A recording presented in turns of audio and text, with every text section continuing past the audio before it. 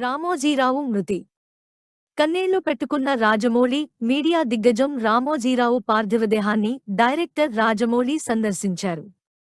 ఈ సందర్భంగా ఆయన ఎమోషనల్ అయ్యారు.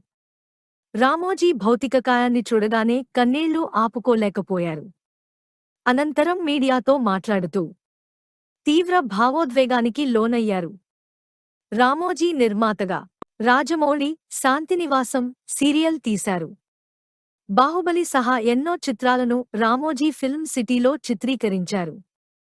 ఈ క్రమంలోనే రాజమౌళికి రామోజీరావుతో విడదీయరాని బంధం ఏర్పడింది.